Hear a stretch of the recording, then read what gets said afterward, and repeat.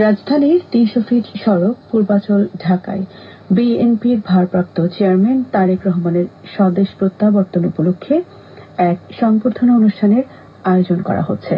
সংবর্ধনা অনুষ্ঠানের কার্যক্রম সরাসরি সম্প্রচার করা হবে বেলা ১১টায়। সংবর্ধনা অনুষ্ঠান একযোগে শুনতে পাবেন ঢাকা ক ৬৯৩ কিলোহার্টজ, FM ১০৬ মেগাহার্টজ ও ট্রাফিক সম্প্রচার কার্যক্রম ৮৮.৮ মেগাহার্টজে বাংলাদেশ বেতারের সকল আঞ্চলিক কেন্দ্রের মধ্যম তরঙ্গ ও স্ব কেন্দ্রের FM ব্যান্ড এবং বাংলাদেশ বেতারের ওয়েবসাইট www.betar.gov.bd ও মোবাইল অ্যাপ বাংলাদেশ বেতার থেকে। সংবর্ধনা অনুষ্ঠান সরাসরি সম্প্রচারকালীন ঢাকা কয়ের পূর্ব নির্ধারিত অনুষ্ঠান FM ১০২ মেগাহার্টজে প্রচার করা হবে। অনুষ্ঠান সম্পর্কিত ঘোষণাটি শুনলেন। বিজয়ের মাসে আমরা শ্রদ্ধা ও ভালোবাসা জানাই সকল বীর মুক্তিযোদ্ধা ও শহীদদের, যাদের আত্মত্যাগে আমরা পেয়েছি স্বাধীন সার্বভৌম বাংলাদেশ। বাংলাদেশ বেতার ঢাকা, একটু পর শুনবেন খবর।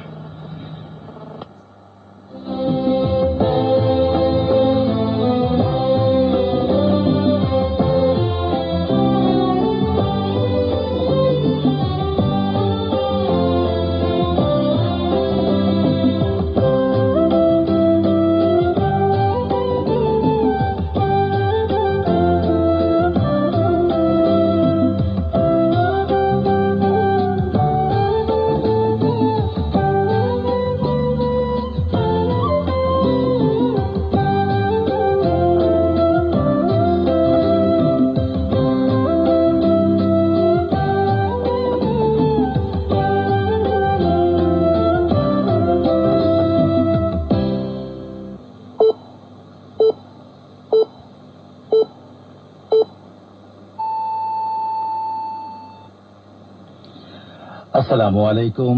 সকাল ৯টা, বাংলাদেশ বেতার খবর পড়ছি সাইফুদ্দিন। দীর্ঘ প্রায় ১৮ বছর পর বাংলাদেশ জাতীয়তাবাদী দল বিএনপির ভারপ্রাপ্ত চেয়ারম্যান তারেক রহমান আজ দেশে ফিরছেন।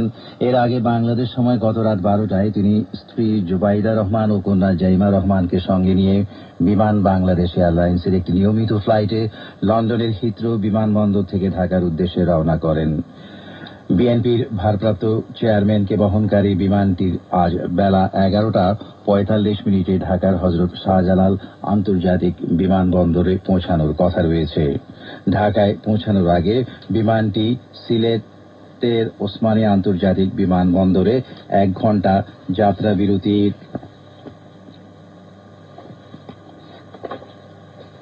করবে। ঢাকা বিমানবন্দরে তাকে স্বাগত জানাবেন বিএনপির স্থায়ী কমিটির সদস্যরা। উচ্ছ্বসিত নেতাকর্মীরা বিমানবন্দরে বাইরে অপেক্ষায় থাকবেন। বিএনপির পক্ষ থেকে জানানো হয়েছে, তারেক রহমানের প্রথম ও প্রধান অগ্রাধিকার হল সরাসরি রাজধানীর রেফার কেয়ার হাসপাতালে চিকিৎসাধীন তার গুরুতর অসুস্থ মমতাময়ী মা বিএনপির চেয়ারপারসন বেগম খালেদা জিয়াকে দেখতে যাওয়া। তবে বিপুল সংখ্যক নেতাকর্মী, সমর্থক ও সাধারণ মানুষের উপস্থিতির বিষয়টি বিবেচনায় নিয়ে জনগণের প্রত্যাশার প্রতি সম্মান জানিয়ে যাত্রাপথের মাঝামাঝি রাজধানীর জুলাই ৩৬ এক্সপ্রেসওয়ে ৩০০ ফিট এলাকায় দলের পক্ষ থেকে তৈরি করা গণ অভ্যর্থনা মঞ্চে তিনি অতি সংক্ষিপ্ত সময়ের জন্য দেশবাসীর উদ্দেশ্যে কৃতজ্ঞতা ও ধন্যবাদ জ্ঞাপন করবেন। সেখান থেকে হাসপাতালে গিয়ে কিছু সময় মায়ের পাশে থাকবেন। আগামীকাল তারেক রহমান তার পিতা সাবেক রাষ্ট্রপতি জিয়াউর রহমানের কবর জিয়ারত করবেন এবং সাভার স্মৃতিসৌধে যাবেন। ২৭ ডিসেম্বর তিনি তার জাতীয় পরিচয়পত্রের জন্য আবেদন করবেন। একই দিনে তিনি শহীদ শরীফ ওসমান হাদির কবর জিয়ারত করবেন।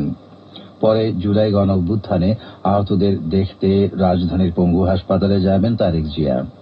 এদিকে বিএনপির ভারপ্রাপ্ত চেয়ারম্যান তারেক রহমানের দেশে ফেরার ক্ষেত্রে সরকার প্রয়োজনীয় নিরাপত্তা ব্যবস্থা নিশ্চিত করেছে বলে জানিয়েছেন প্রধান উপদেষ্টার প্রেস সচিব শফিকুল আলম।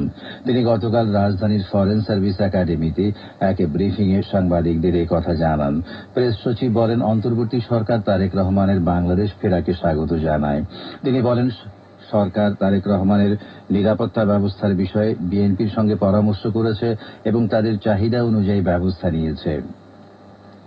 ইন্টারনেট সেবাকে মৌলিক অধিকারের সম পর্যায়ভুক্ত করতে এবং এর নিরবচ্ছিন্ন প্রাপ্যতা নিশ্চিত করতে বাংলাদেশ টেলিযোগাযোগ সংশোধন অধ্যাদেশ 2025-এর খসড়া চূড়ান্ত অনুমোদন করেছে উপদেষ্টা পরিষদ। গতকাল রাজধানী তেজগাঁয়ে প্রধান উপদেষ্টার কার্যালয়ে প্রধান উপদেষ্টা অধ্যাপক ডক্টর মোহাম্মদ ইউনূসের সভাপতিত্বে অনুষ্ঠিত উপদেষ্টা পরিষদের এক সভায় এই অনুমোদন দেয়া হয়। এছাড়া ধূমপান ও তামাকজাত দ্রব্য ব্যবহার নিয়ন্ত্রণ সংশোধন অধ্যাদেশ 2025 বৈঠকে অনুমোদিত হয়। এই সংশোধনের মধ্যে প্রধান কিছু প্রস্তাবের মধ্যে রয়েছে ইন্টারনেট বা টেলিযোগাযোগ সেবা কখনোই বন্ধ করা যাবে না। বিপুল উৎসাহ উদ্দীপনার মধ্য দিয়ে আজ দেশে উদযাপিত হচ্ছে খ্রিস্টান সম্প্রদায়ের সবচেয়ে বড় ধর্মীয় উৎসব শুভ বড়দিন। রাষ্ট্রপতি মোহাম্মদ শাহাবুদ্দিন ও প্রধান উপদেষ্টা অধ্যাপক ডক্টর মোহাম্মদ ইউনূস এই উপলক্ষে পৃথক বাণীতে দেশের খ্রিস্টান ধর্মাবলম্বীদের আন্তরিক শুভেচ্ছা ও অভিনন্দন জানিয়ে পৃথক বাণী দিয়েছেন। খ্রিস্টান সম্প্রদায়ের প্রধান ধর্মীয় উৎসব বড়দিন উদযাপনকে সামনে রেখে সারা দেশে বিশেষ করে রাজধানীতে নিরাপত্তা ব্যবস্থা জোরদার করা হয়েছে। প্রতিটি গির্জায় যথাযথ নিরাপত্তা ব্যবস্থা গ্রহণ করা হয়েছে। বড়দিন উদযাপন নিশ্চিত করতে রাজধানীতে আতশবাজি, পটকা, লণ্ঠন ও গ্যাস বেলুন ব্যবহারের উপর সাময়িক নিষেধাজ্ঞা জারি করেছে ঢাকা মেট্রোপলিটন পুলিশ ডিএমপি। এদিকে বড়দিন উপলক্ষে গতকাল রাষ্ট্রীয় অতিথি ভবন যমুনায় খ্রিস্টান সম্প্রদায়ের প্রতিনিধিদের সঙ্গে শুভেচ্ছা বিনিময় করেছেন প্রধান উপদেষ্টা অধ্যাপক ডক্টর মোহাম্মদ ইউনূস। প্রধান উপদেষ্টা উপস্থিত নেতৃবৃন্দ সহ সবাইকে বড়দিন ও আসন্ন নববর্ষের শুভেচ্ছা জানিয়ে বলেন, এবারের নির্বাচনে সংসদ নির্বাচনের সঙ্গে গণভোটও অনুষ্ঠিত হবে। গণভোটে জনগণ যে রায় দিবে পরবর্তী সংসদ সেভাবেই সংস্কার কার্যক্রম গ্রহণ করবে। ত্রয়োদশ জাতীয় সংসদ নির্বাচন ও গণভোটে ভোট দিতে পোস্টাল ভোট বিডি অ্যাপের মাধ্যমে নিবন্ধনের সময় আগামী বুধবার পর্যন্ত বৃদ্ধি করেছে নির্বাচন কমিশন। গতকাল রাজধানীর আগারগাঁয়ে নির্বাচন কমিশন ভবনে নিজ কার্যালয়ের সামনে এক ব্রিফিংয়ে ইসি সচিবালয়ের সিনিয়র সচিব আক্তার আহমেদ এই তথ্য জানান। সবশেষে আবহাওয়া আজ বেলা 1টা পর্যন্ত পূর্বাভাসে বলা হয়েছে ভোর 5টা থেকে পরবর্তী 4 থেকে 6 ঘন্টা দেশের নদী অববাহিকার কোথাও কোথাও মাঝারি থেকে ঘন কুয়াশার কারণে দৃষ্টিসীমা 200 মিটার কিংবা তারও নিচে নেমে আসতে পারে। এসব এলাকার নৌযানকে সাবধানে চলাচল করতে বলা হয়েছে। তবে